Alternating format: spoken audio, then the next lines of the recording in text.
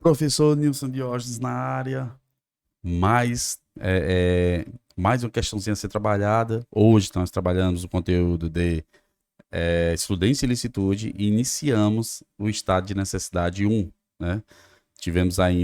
Temos ainda o estado de necessidade 2, bem como os demais conteúdos aí da segunda parte do conceito analítico de crime. Trabalhamos isso com o nosso mentorado hoje, uma aula muito divertida com muitos exemplos, né? Vamos para efeitos de conhecimento, para quem já estuda, né, e deseja trabalhar um pouco as questões, vamos aí, uma das questões que eu trabalhei com o meu mentorado, vamos trabalhar duas questõezinhas, certo? Primeira questão da CESP, né, analista 2018, a respeito da culpabilidade, da ilicitude e de suas excludentes, julgue, melhor dizendo, o item que se segue. Conforme a doutrina pátria, uma causa excludente de antiuricidade, também denominada de causa de justificação, exclui o próprio crime. Pessoal, essa alternativa ela está exata, né? Ela está exata. Realmente, se nós formos observar na doutrina pátria, se nós temos, né, levando em consideração que nós temos uma situação de causa de excludente de antijuricidade,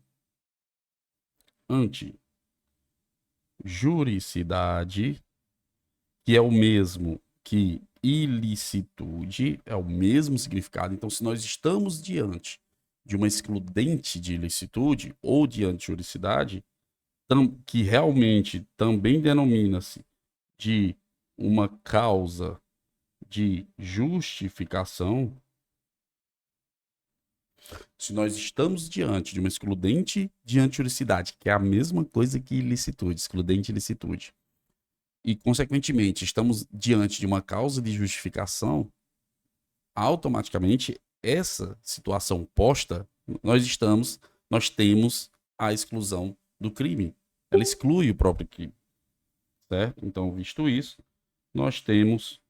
Eita, que é a letra agora, né? Nós temos uma... Deixa eu mudar aqui a letra.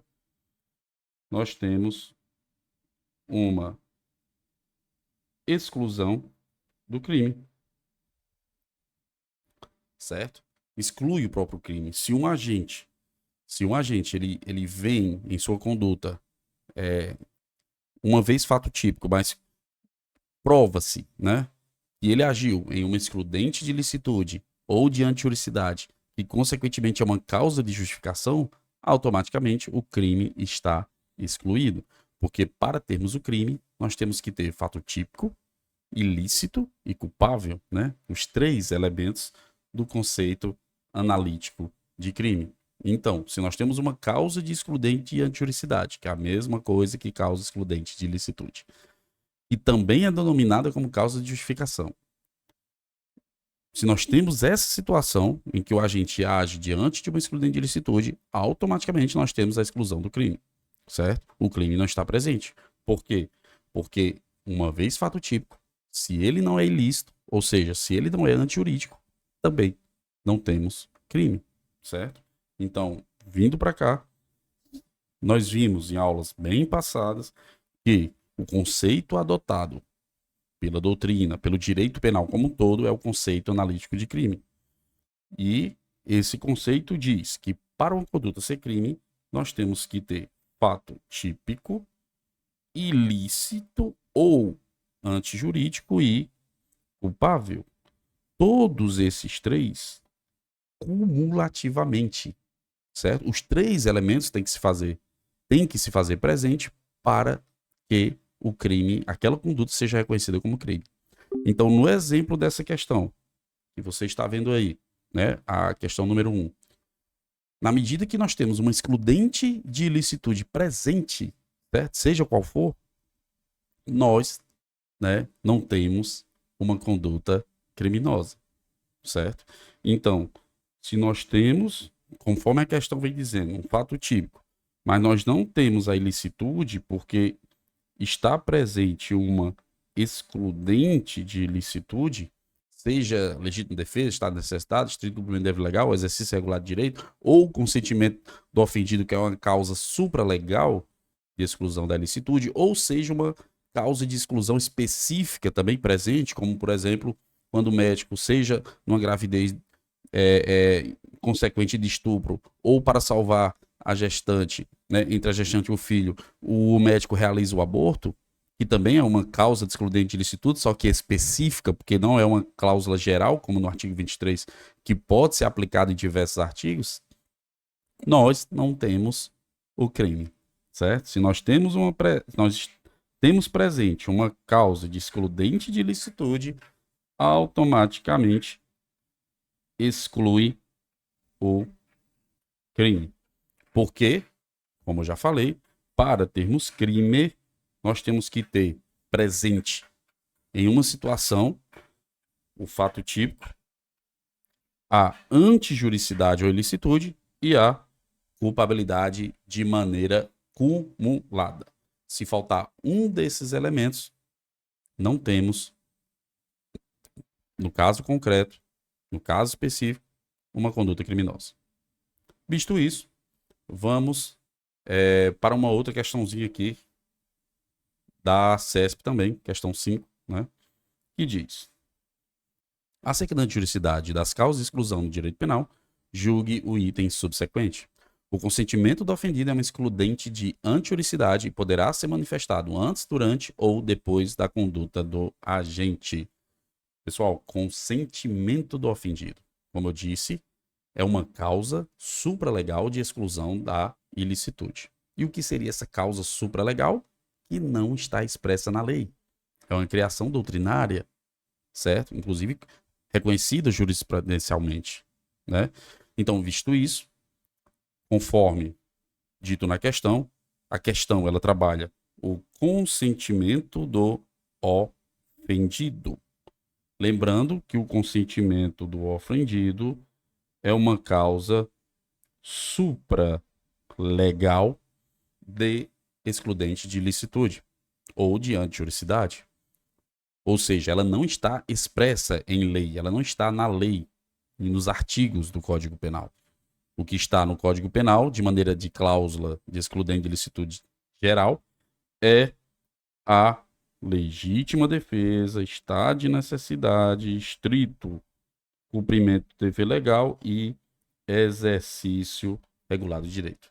E essa questão número 5 trabalha justamente essa causa supralegal e excludente de licitude. Visto isso, vamos nós para a questão. Novamente, consentimento do ofendido é uma excludente de antijuricidade. Show. Até aí, como eu acabei de dizer para vocês, é sim uma excludente de licitude ou antijuricidade. E poderá ser manifestado antes, durante ou depois. Pessoal, nesse caso, nós temos um pequeno erro, porque o consentimento do ofendido ele só pode ser feito, certo?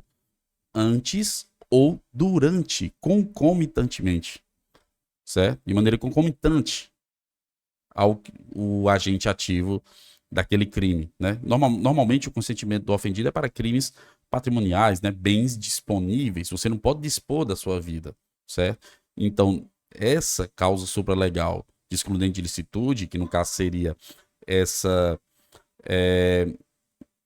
digamos, essa causa supralegal, né? Consentimento do ofendido, ele normalmente é para bens patrimoniais, né? São bens com caráter patrimonial, porque são bens disponíveis. Mas, enfim, nesse caso, pessoal, vindo para cá novamente, lembrem-se, essa causa supralegal do consentimento do ofendido, certo? Consentimento do ofendido. Ofendido. Esse consentimento do ofendido, ele tem que ser antes ou, no máximo, durante, mas nunca após. É aí onde está o erro da questão número 5. O consentimento do ofendido, para que ele seja reconhecido, ele deve ser feito antes ou durante. Então, se porventura você está com seu carro na calçada, e aí vem uma ex-namorada, por exemplo, e destrói o seu carro, e você chega, você sai de casa por causa do barulho e se depara com a situação, a polícia, por coincidência, passando e leva todo mundo para a delegacia, o ofendido, que é no caso o até então ex-namorado, né? Ele não pode dizer que consentiu aquele crime de dano. Porque aquele crime, né, aquele consentimento seria após a conduta delituosa por parte da ex-namorada. E o consentimento do ofendido para ser reconhecido, ele deve ser antes ou durante, não depois. Então, se a ex-namorada tivesse chamado na porta e tivesse solicitado a quebra do carro dele e ele liberasse, aí tudo bem, ela estava sobre o albergue de uma excludente de licitude pelo consentimento do ofendido. Mas não foi o caso. Se a gente observar na questão, diz que um consentimento do ofendido pode ser manifestado antes, durante ou depois. O que não procede. Somente antes ou durante. Beleza, pessoal? Se quiserem, como eu sempre falo, me sigam nas redes sociais, aqui pelo Instagram e no YouTube, que eu lanço bem mais vídeos do que aqui. Canal recém-criado que eu vou postar mais vídeos a partir desse ano. Vou investir nesse ano de 2024 nesse meu canal aí recém-criado no YouTube. Beleza? Então, se quiserem seguir, agradeço demais, bem como o grupo exclusivo, podem solicitar pelo número que estava aí embaixo agora há pouco. No mais, pessoal, feliz ano novo. Que Deus interceda na vida dos senhores e das senhoras. E eu, pessoal, fui.